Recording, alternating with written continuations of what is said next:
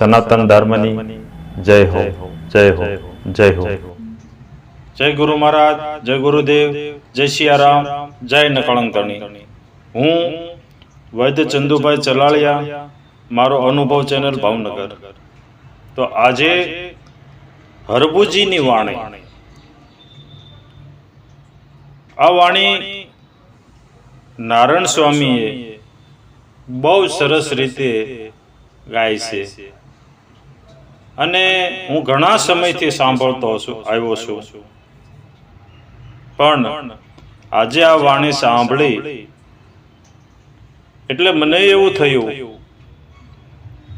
કે આ વાત કદાચ સ્થૂળ હશે. વાત એવી છે કે રામદેવ પીરે સમાધિ લીધા પછી હરભુજીને રામાપીર મળ્યા, અને મળ્યા કેવી રીતે મળ્યા કે રામદેવ પીર ઘોડા ચારતા હતા એમના, અને હરભુજી આમથી આવ્યા અને એને દીઠ્યા. પછી મળ્યા બે ભાઈઓ અને પરસ્પર ભેટ્યા, પછી કહુંબા પણ પીધા. આવી વાત છે. અને આ તો ભાઈ પરમાત્માની રચના છે. આ વાત સ્થૂળ વાત છે, આ પરમાત્માની રચના છે. આનો મારો કોઈ વિરોધ નથી, મને માન્ય છે. કારણ કે ઈશ્વરની જે માયા છે, જે એની રચના છે, એની કળા છે, એને કોઈ પામી ન શકે. ઈશ્વરને સમજવો અઘરો છે, પણ આ ભજન સાંભળ્યો એટલે મને કંઈક એમાં આધ્યાત્મિક અર્થ દેખાણો કે આમાં હાવ સ્થૂળ વાત નથી કરી હરભુજીએ. એટલે વાત એવી છે કે જેનો વિષય હોય ને એને એવું દેખાય. આમાં કોઈ સુથાર હોય તો એની નજર હંમેશા લાકડા ઉપર જ હોય. સારામાં સારા મોંઘામાં મોંઘા સાગના બારી બારણા બનાવ્યા હોય, સોના ચાંદીના એને કડા સાંકળો કે એ જોડેલી હોય, જડેલી હોય, તો એને એ નહીં દેખાય, પણ લાકડું જ દેખાશે કે આ સાગનું છે કે શીશમનું છે. સોનીની નજર સોના ઉપર જ હશે. ગમે એવા મોંઘા કપડાં પહેર્યા હશે, પણ એ ગમે એવા રૂપાળા ભાઈ બહેન હશે તો એની નજર, સોનીની નજર સોના ઉપર જ હશે. દરજીની નજર કપડા ઉપર હોય, મોશીની નજર બૂટ ઉપર હોય, ચામડા ઉપર, ચપ્પલ ઉપર હોય. એમ ગુરુ કૃપાથી અમે જે કથા સાંભળીએ છીએ, વાર્તા સાંભળીએ છીએ, તો એમાંથી અમને આધ્યાત્મિક અર્થ શું થાય છે, આમાં શું નીકળે છે, એ તમને નજરે ચડતો હોય. એમ આજે આ ભજનમાં કંઈક આવો અર્થ થાય એવું લાગે છે કે ઘોડલા એ ચરંતારે દીઠ્યા રામા પીરના રેજી. એ હરભુજીને હૈયે હરખયો પાર રે. હા, ઘોડલા ચરંતારે દીઠ્યા રામા પીરના રે. તો આ સ્થૂળ વાત તો બરોબર હશે કે રામદેવ પીર ઘોડા ચારતા હતા અને હરભુજીએ દીઠ્યા, પણ આધ્યાત્મિક અર્થ એવો આનો થાય કે ઘોડલા એટલે આ જે શ્વાસ છે અને ઉશ્વાસ છે, જે શ્વાસ આવે છે ને જાય છે, આવે છે ને જાય છે, એ જે શ્વાસ છે એ બે ઘોડા છે અને આ શરીરને ચરે છે. તો હરભુજીએ આ બંને જે શ્વાસ છે એ શ્વાસને જોયા, નિરખ્યા કે આ તો રામદેવ પીરના ઘોડા કહેવાય. રામદેવ પીર તો એનાથી પર છે, અલગ છે, પણ આ તો એના ઘોડા છે.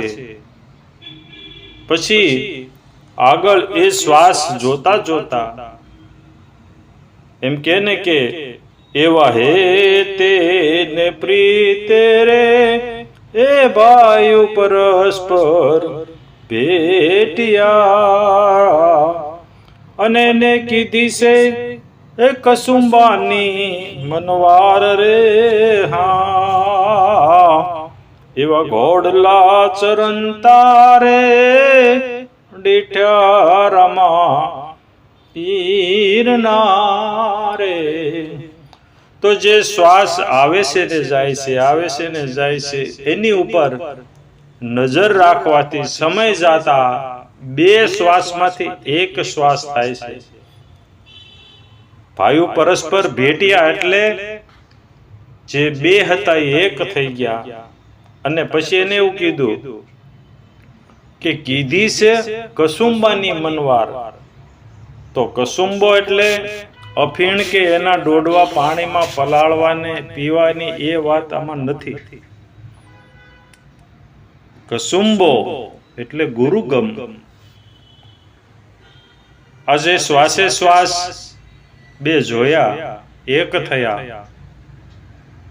પછી કસુંબો એટલે ગુરુગમ. ગુરુગમ એટલે જે રામદેવ પીર ને હું જોઉં છું, આ સદેહે શરીરે જે જોઉં છું એવડા નથી, એનાથી પર છે.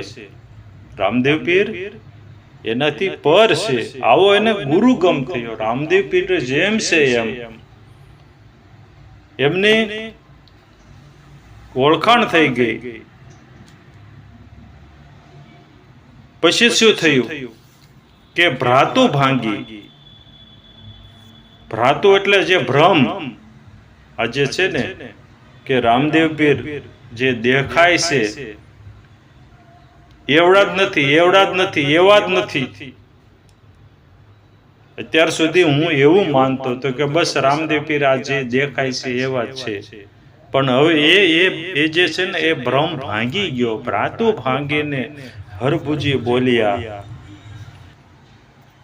એ સુણ્યા છે કઈ અમંગળ સમાચાર રે હા એવા ઘોડલા ચરણ તારે દીઠ્યા રામા પીરના રે. પછી કોઈ એવું કીધું, ગામમાં આવ્યા ને તો કોઈ એવું કીધું કે રામદેવ પીરે તો સમાધિ લઈ લીધી છે અને તમે આવી વાત કરો છો કે મેં તો એના ઘોડા ચારતા દીઠ્યા. એટલે હરભુજી કે આ તો ભાઈ કુદરત તારી કળાનો કોઈ પાર નથી અને આને કળે કોઈ કરોડોમાં એક. હરભુજી કહે મનમાં કહે હશે ભાઈ. એટલે હરભુજીએ મનમાં વિચાર કર્યો કે ભાઈ આ લોકોને હજી ખબર નથી રામદેવ પીર શું છે. આ 4-5 ફૂટના ખાડામાં હમાઈ જાય એવડો મારો વાલો નથી અલગ ધણી. અને આને કોણ સમજાવે? આ લોકો કેમ આવી વાતો કરે છે? કીધું છે ને કે કરોડોમાં કોક જ ને આ વાત સમજાય. પછી હરભુજી બોલ્યા એવા વચન એ વધાવે રે એ પડ્યા રામા પીરજી અને નકળંગ નેજા થારી અવતાર રે હા એવા ઘોડલા ચરણ તારે દીઠા રામા પીરના રે. મારા વાલાએ કદાચ આવી કઈક લીલા કરી છે કે ભાઈ વચન આપ્યા છે, વચન વધાવે. રામા પીરે આવું કર્યું હોય. પછી હરભુજી કહે એવા આવા હરિના એ ચરણે રે હરભુજી બોલ્યા, એ દેજો અમને તમારા શરણોમાં વાસ રે. એવા ઘોડલા ચરણ તારે દીઠ્યા રામા પીર નારે. આ વાણી માં મને ગુરુ કૃપાથી જે કાંઈ સૂઝ્યું એ આપને સમક્ષ રજૂ કર્યું. અને ખરેખર ભજન છે ને, ભજન ખાલી ગાવા માટે નથી.